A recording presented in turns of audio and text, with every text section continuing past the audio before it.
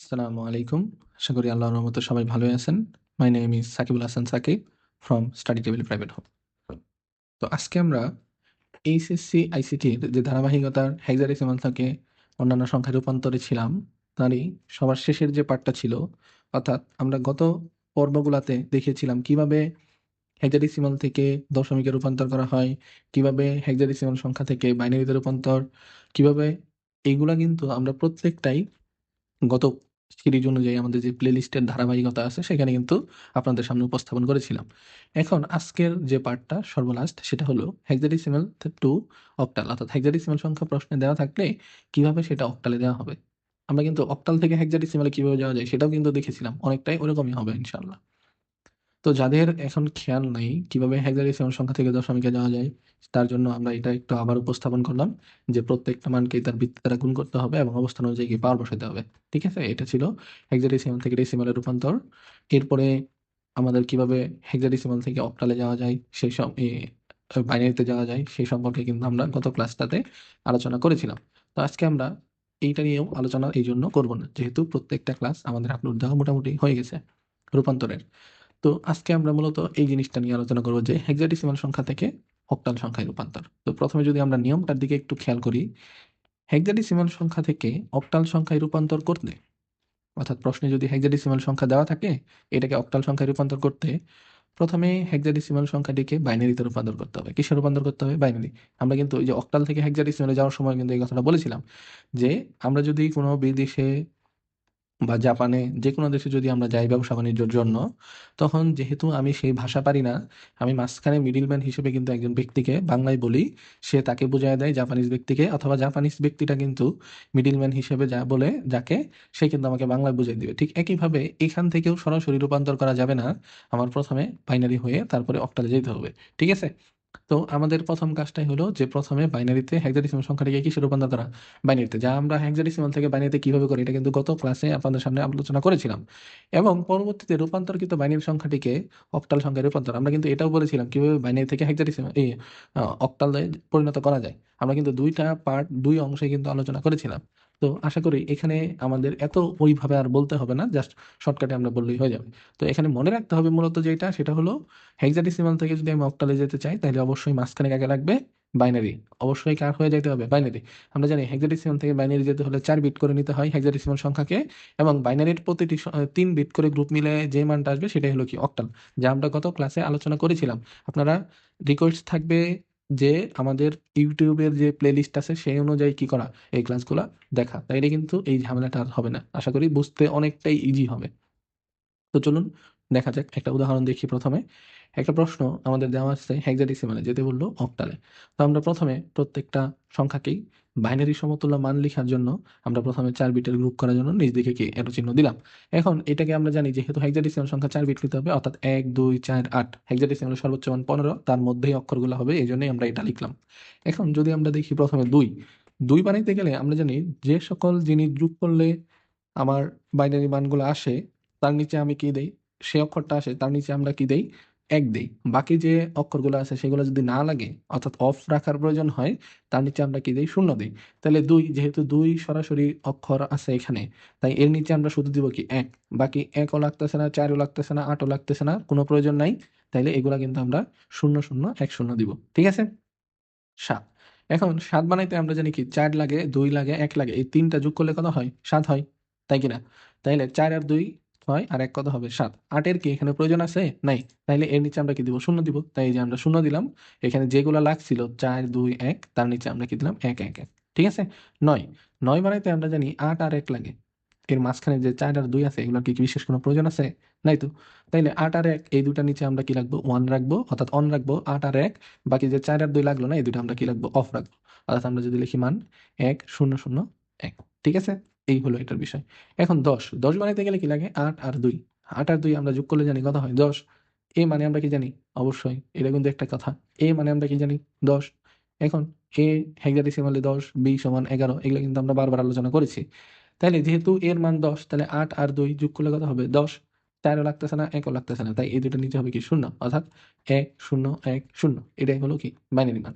এখন আমাদের কিন্তু বাইনারি সংখ্যায় রূপান্তর হয়ে গেছে, যা আমরা গত ক্লাসে আলোচনা করেছিলাম, তাই ইন ডিটেইলস আর এইভাবে বললাম না এখন।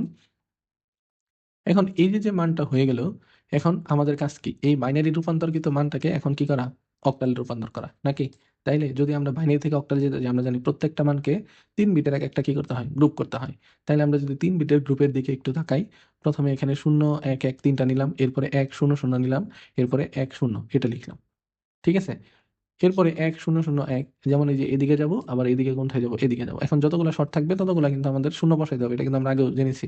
তাহলে 1, 0, 0 এরপরে আছে 1, 0 তাহলে হবে 1 এরপরে 0, 1 এরপরে কি আরেকটা, তাইলে গ্রুপ মিলাইতে গেলে 3টা করে গ্রুপ মিলাইতে গেলে একটা 0 শর্ট থাকে না সামনে?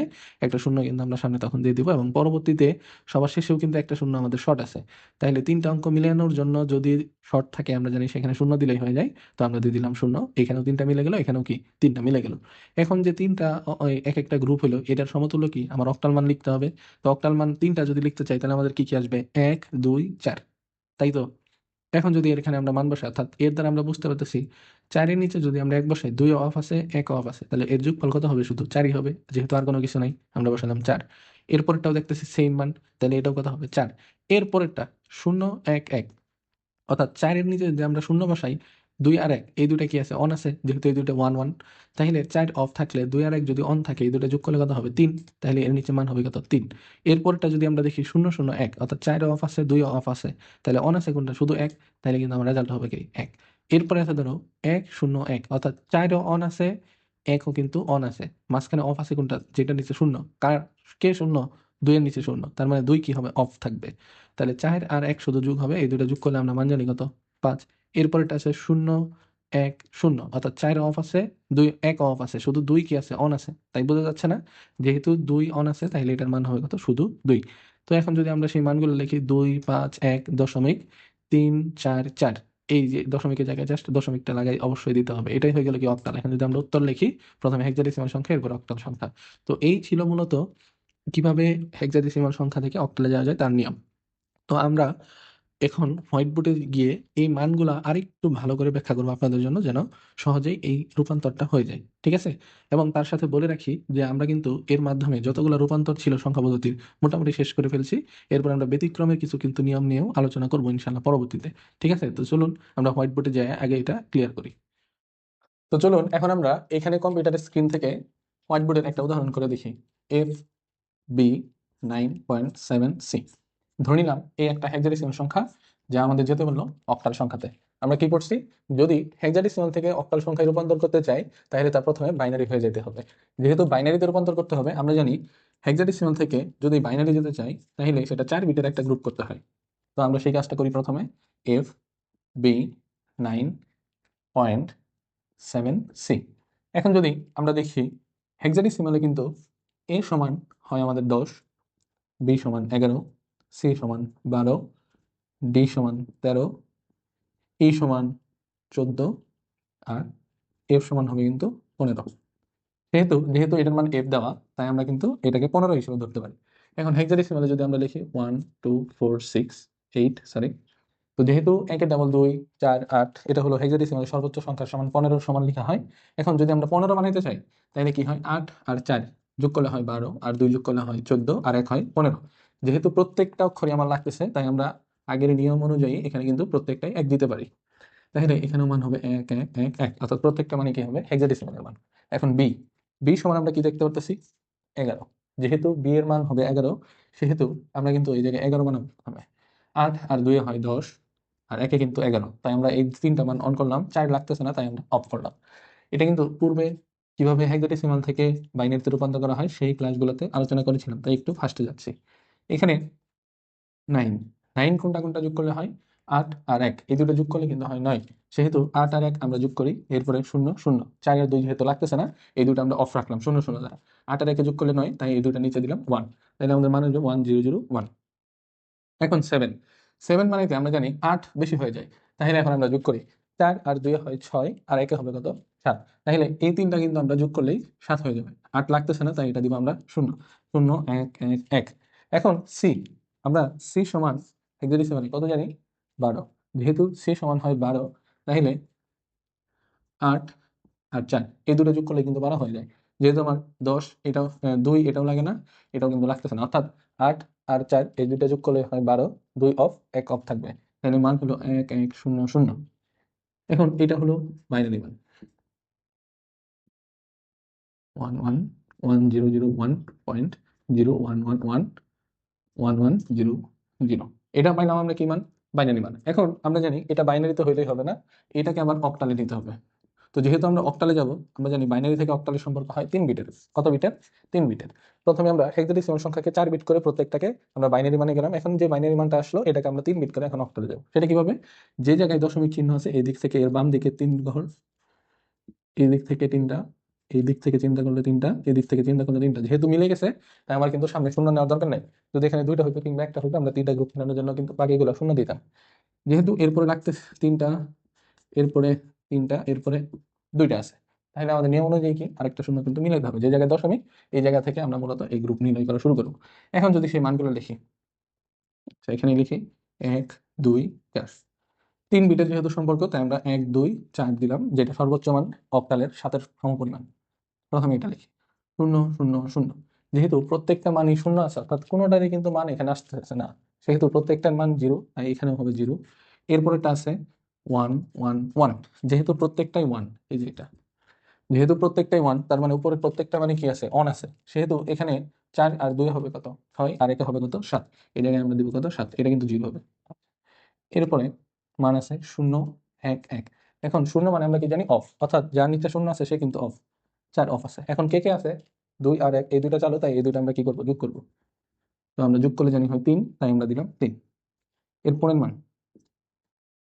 0 0 1 0 0 1, অর্থাৎ 4 আর 2 এখানে অফ আছে, শুধু কে চালু আছে? 1, তাই এখানে কিন্তু আমাদের মান হবে 1। এরপরেটা যেহেতু আমার 3টাই অন আছে, এখানে আমরা পাইছিলাম 7, অর্থাৎ 1 1 1 মানে 7। এরপরে এটা 110, অর্থাৎ যেখানে 110 তার মানে দেখা যাচ্ছে এই এক এটা কি আছে? অফ আছে 0 থাকার জন্য। এখন কে কে তাহলে আছে? 4 আর 2। 4 আর 2 যোগ করলে কত হয় আমরা জানি? 6। এরপরে যেহেতু প্রত্যেকটা মানই অন আছে 1 1 1, যেহেতু প্রত্যেকটা মানই অন আছে তাহলে এর মান আমরা জানি কত হয়? 7। তো এখন যদি আমরা লিখি 7 6 7 1 পয়েন্ট, দশমিকের জায়গায় দশমিক 3 7 0। এই 0 দশমিকের পরে আমরা জানি শূন্য দিলেও যা, না দিলেও তাই, দিতেও পারেন নাও দিতে পারেন, সেটা নিয়ে কোনো কনসার্ন না। এখন আমরা কিন্তু এখানে এই পদ্ধতিতে প্রথমে হেক্সাডেসিমাল সংখ্যাকে বাইনারিতে, বাইনারি থেকে কিন্তু অক্টালে রূপান্তর করতে পারি। এখন প্রথমে আমরা জানি হেক্সাডেসিমাল থেকে যদি বাইনারি যেতে চাই প্রত্যেকটাকে 4 বিটের বাইনারি মানগুলো লিখবো এই যে 8 4 বিট পদ্ধতিতে। আর এই বাইনারি মানটাকে যেখানে জায়গায় দশমিক আছে এইদিকে, এই বাম দিকে আসবো এবং এদিক থেকে ডান দিকে যাবো, 3টা করে গ্রুপ মিলাবো। গ্রুপ মিলানোর শেষে আমরা কিন্তু এই 1 2 4, যেহেতু 3 বিট তাই এই 3 ঘর পর্যন্ত ডাবল নিয়ে আমরা কিন্তু সেই মানগুলো এইভাবে লিখে দিতে পারি। তো এই ছিল কিভাবে হেক্সাডেসিমাল থেকে অক্টালে রূপান্তর করা যায়। পরবর্তী ভিডিওতে আমরা এর পরবর্তী পার্টগুলো আলোচনা করব, পার্ট বাই পার্ট। সালাম আলাইকুম।